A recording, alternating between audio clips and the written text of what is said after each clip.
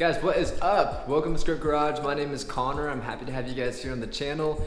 Today I've got a really cool video. What I will be doing is addressing the most common question I get in the comment section, and it is the Jaguar reliable? That's the number one question I get, and it makes sense. I'm with you guys. You know, these Jaguars are plagued from all of the old reliability issues that they had in the 90s and early 2000s. And I had the same question too before I bought this car. So what I will be doing today is a complete video about, first off, the reliability of the powertrain, and second, I'm gonna turn it into a buyer's guide. Because usually that question, you know, is it reliable, generally is a buying question. You know, it's what somebody asked before they're looking to buy the car. So I'm gonna make it a reliability video and a buyer's guide all in one, so that you guys, if you are cross-shopping a Jag, you know exactly what to look for when you're going to a dealership or to a third-party buyer. You'll make sure that you have a good car, and that's what I want. I want you guys to make sure that when you buy this car, you're gonna get a good one and you're gonna enjoy it. All right, so let's get started with this video. If you're new, consider subscribing. You guys know I'd love that. Let's get started.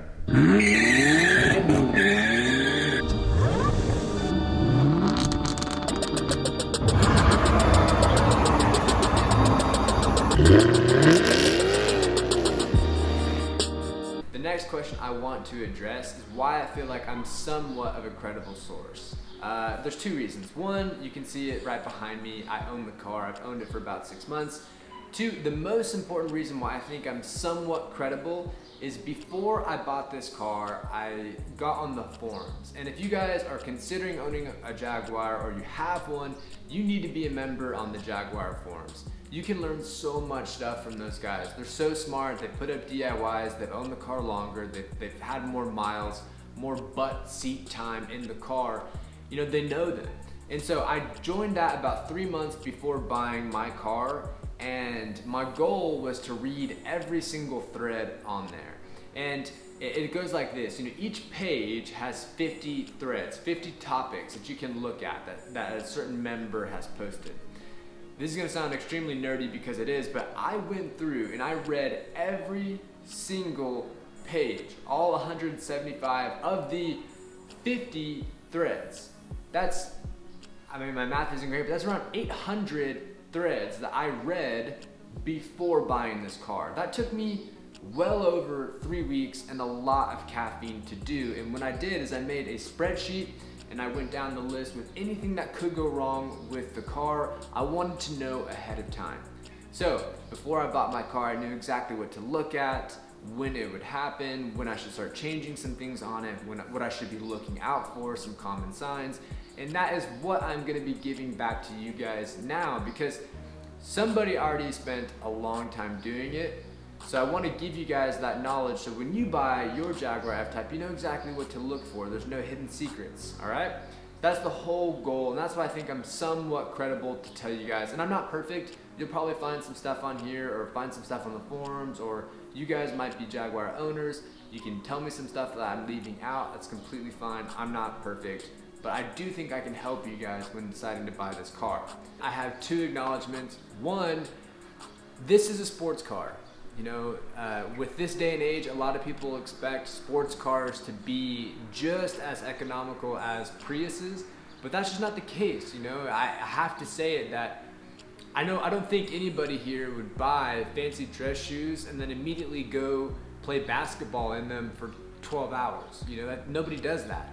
In the same way, you know, if you buy this sports car and expect it to behave like a Toyota truck, you'll be dissatisfied. So that's the first thing I want to get out. And the second thing is, when I pick apart this car and I tell you everything to look out for, know that every car has problems. My last car, my BMW, both BMWs I've had, they're notoriously known for spinning crank hubs. If you look at older Porsches, they have the IMS bearing. If you look at McLarens, they burn down. I mean, every car's got its own issue. So you have to know that ahead of time. No car is perfect. Okay, with both of those two things said, now we can get on to specifics about the Jaguar F-Type. My plan is to start with the powertrain first. You know, that's the most expensive components on the car. So Powertrain. We're gonna start with the V8 because it's right here in front of me. The most common issue that I've seen on the forums with the V8 engine is definitely the injectors, by far. What happens is the injectors, they spit gasoline into the engine, it helps the combustion cycle, blah, blah, blah, blah, blah. Every now and again, these Jaguar F-types will get sludge or buildup or something inside of the injectors, and it'll spit too much gasoline into the combustion chamber, and out comes a kind of white smoke. It honestly looks very similar to what a blown head gasket would look like, you know, kind of a fogger type thing. A lot of smoke out the back. So let's go with diagnosing this problem first, okay? So if you go to buy this car, you turn it on, you look out back and you see tons of smoke on a hot day, you know, because every car is gonna have smoke or condensation and whatnot on a cold day, but on a hot day, if it starts billowing out tons of smoke, there's a really good chance that one of the injectors is broken or leaking, okay? So yeah, you know, if it's a cold day, you can be a little bit more lenient because every car is gonna smoke on a cold day just because of the heat changes from cold atmosphere to the hot exhaust pipes coming out. So you have to be a little bit more vigilant with that, but that's kind of how you diagnose it. Now, my theory of why this happens goes back to some software tuning of the car. Jaguar has these crazy pops, burbles, and cracks that come out of the exhaust. And I think that they're synthetically pushing in extra gas into the combustion chamber to make those big pops and crackles. And so I think what ends up happening is it wears out these injectors, or at least it allows some buildup to get stuck in them so that they kind of get sludged up, and then they start leaking, and then you start getting that sludge out the back. If you have this problem and you have to fix it, let's say the injector is completely blown and you've got this problem, then it can be a little bit expensive. If you're handy with a wrench, you can do it yourself. The tools necessary and all the equipment needed costs about, you know, $500 to $600. If you have to take it to a dealership, they will charge you at least double, sometimes even triple. Yeah, but the main important thing to say here is that this is 100% preventable, okay? Very, very, very important, especially, I mean, it can happen with the V6, but especially with the V8, you need to buy some fuel treatment. Normally, I'm anti-additives. I don't like putting anything in my oil. I don't like putting anything in my gasoline. But the only reason why I know that this is working and necessary is because of the forums. So pick up two things. You can pick up, I've got like 20 bottles of Lucas Oil injector cleaner. The Jaguar forums, they like a product called BK44. I have used that a few times as well. I say a few times, I've used it once.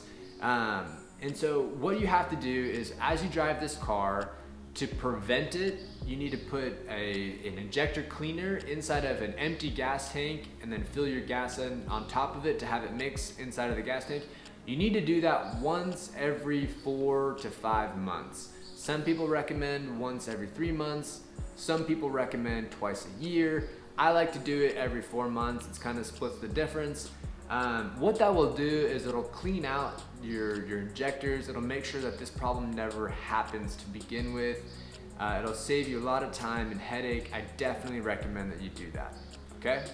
Okay, so we've done the injectors. All right, after the injectors, the most common issue that you're gonna run into with this car, whether it's a V6, whether it's a V8, doesn't matter, it will be the differential. And that's not just Jags, all right? That's every car. You're gonna run into differential issues. I will say this though, after all the research I've done, it does seem like this is more common with the V8 version. And here's why, you know, when you drive the V8R or the convertible S, you know, it doesn't matter, it has so much power. When I breeze on the throttle coming off of the stoplight, I can feel it squirming. And when the back end starts to squirm, to me, I already know that the differential has locked and that both wheels are spinning at the same rate and it's trying to grab traction wherever it can grab it. And that's because the torque that comes off these motors is insane. It's so much that it completely renders the rear tires useless. It is a complication of this car. Like I said, it probably happens 2% of the time, but you should know about it. The way that you can diagnose a differential is if you are accelerating and you hear the whining behind your ear like it's coming from the trunk. If it increases in tone, if it gets louder as you accelerate, there's a really good chance it's your differential, especially if it kind of has this pulsating feel, like whoop, whoop, whoop, whoop, whoop, whoop. As it increases, there's a really good chance that your differential is going out. Very expensive to fix. Probably only an issue if you own the car outside of your warranty, because these have been getting replaced for free, obviously, if you're under warranty. If you're not under warranty, I recommend that you change your oil in the differential fast, because I've seen oil changes on these differentials under 40,000 miles that are completely black. And that's just because these differentials, they work really, really hard. So that's number 2. I think that we should definitely let that be known. All right, let's move on to the next thing. Okay guys, we're gonna continue this topic, but now we're gonna move on to the powertrain of the V6. Now this might be a little bit unpopular, but from everything I've seen on the Facebook groups and on all of the forums, if you lined up 100 F-types with issues, it does seem like 60% of the time, or 70 maybe, it does seem like it's a little bit more common with the V6, powertrain wise. And I think I know why. The V8 and the V6 both share the same block from Ford. And then Jaguar built everything up on top of that. So Jaguar definitely built these engines, right? But if you look at them, it looks like they built the V8 first. It looks like it. I mean, I could be completely wrong here, but it looks like they built and designed a V8.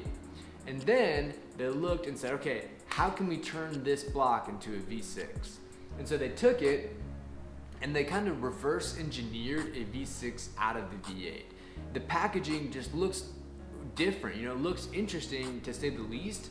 And I wonder if they're running into a little bit more, it's not a lot, but a few more reliability issues in the V6 because of the packaging. I don't know, but if you look at these photos I'm showing you, it does seem a little bit suspect. So I don't know if that's exactly why or not, but interesting to say the least. Let's move on. All right guys, this is another thing I want you to check when you buy the car. So when you buy the car, make sure it's completely cold. You don't want them starting it while you're not there. So come up and feel the engine. If it's cold, it's good to go.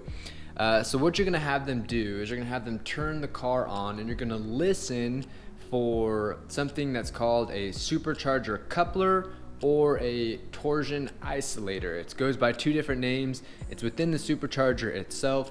And if it has gone bad, it'll sound like loose marbles kind of bouncing around, okay? And I have to be frank here. This AJ platform, the engine that's in here, it's kind of a noisy engine just to begin with. So if you turn the car on and in about 1 minute, it doesn't subside dramatically, and I'm gonna show you what that sounds like right now, but if it keeps bouncing around, if it sounds like marbles are kind of crackling all over the place, then you know that the torsion isolator is no good. That happens so rarely. It's really, really uncommon, but it does happen to both the V8 and the V6. So I thought I should bring it up and let you guys know how to test it for when you're trying to cross shop and buy these cars.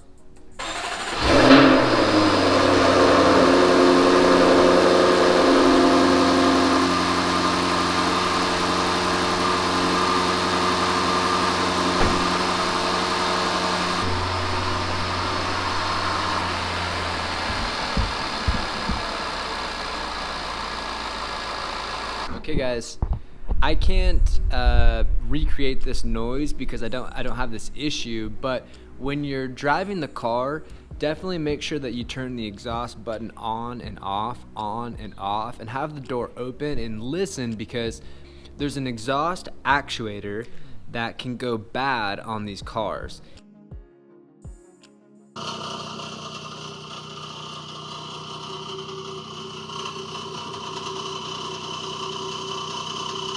And and it's not very expensive to fix, but it's a couple $100. And when you talk about a couple $100, I think most people end up just buying a new exhaust system altogether, like a Quicksilver or something like that. But check it ahead of time, because if you don't, you'll drive away, and it's hard to pinpoint when it happened, and yada yada yada. You guys get the picture. So turn it off and on and listen. It'll make kind of a metallic-y, clanky sound when you turn it off and on, okay? When you're buying a car, I want you to look at two things in the rear. Open up the trunk, and the first thing I want you to look at is these little pinholes. A lot of times they are falling out loose, or these little straps will be broken. Definitely look at that. And the next thing I want you to look at is this right here. This is a big piece of carpet, and this is so common.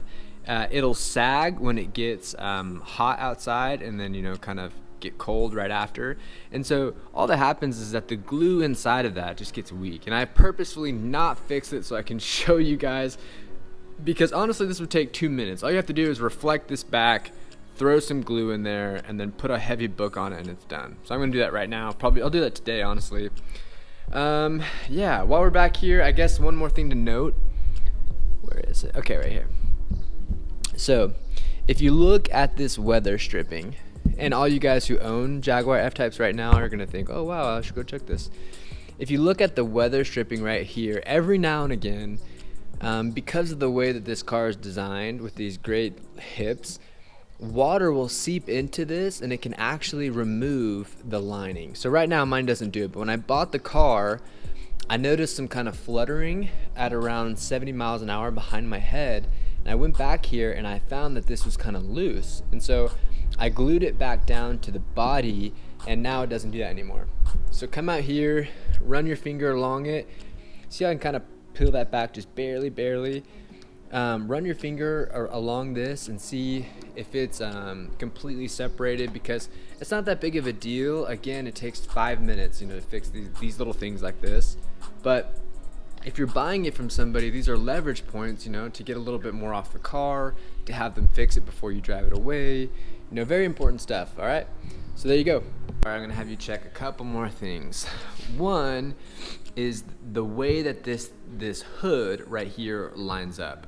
It's really kind of tricky, and it's a sexy design characteristic of the car, but you've got one body panel, the hood, and then the front bumper, and they all have to come together. And so it's a lot of fit and finish work right here, but it's very common to have this significantly detached from one of the other sides, okay? When I bought my car, it actually kind of came like that. And, you know, I had to figure out how to change the design up and down of these three panels to make it look good. So if I were to do it all over again, I wish I would have known that ahead of time, so I could have them just fix it for me before I drove it off the lot. All right, let's move on. In the front bumper area is this bottom piece right here. This bottom piece, it's deceptively expensive. It's like $200+, and it's just a little plastic piece.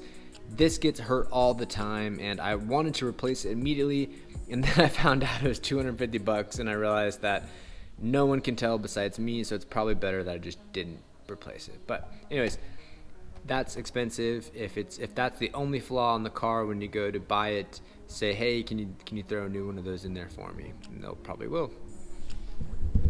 Okay, moving on the inside, every sports car will have issues to the bolsters. Don't get me wrong, every car does. Mine didn't, thank the Lord. But there was one issue that my car had. Ugh. And it's the famous starter button. The starter button was a different color in mine, but in a lot of different cars, the area where it says start will actually, let me see if I can just show you. There you go. The area where it says start was not like well defined at all. So yeah, you know, if that's broken, it's a super cheap, easy fix. I think it's like $30, but if they're willing to fix it, great, let them. There you have it. Those are all of the things I would definitely get checked out before buying this car. I really do hope that this has helped you decide that this car isn't perfect, but it's so much better than people give it credit for. You know, the injector issue is completely avoidable. The V6, if you know what you're getting into, you're completely fine. The differential, every single sports car has always had differential problems. And let me get something straight, okay? In the medical world, when you're performing a surgery, you have to tell a patient that there's a complication or that there's a possibility of a complication if that complication happens 2% of the time. So out of 100 cases, if it happens twice, you have to legally inform somebody that there's an issue. That's kind of what I'm doing here. These issues are happening to only 2% of the cars. You might not ever experience this, but I'm letting you know it's out there. That way you guys can be prepared, okay? I hope this has been informative. I hope you guys have enjoyed it. I've enjoyed making it for you. If you're new to the channel, please hit subscribe. You know, I really appreciate that. And give me a big old thumbs up. Have a great day, guys, and we'll see you in the next video. Peace.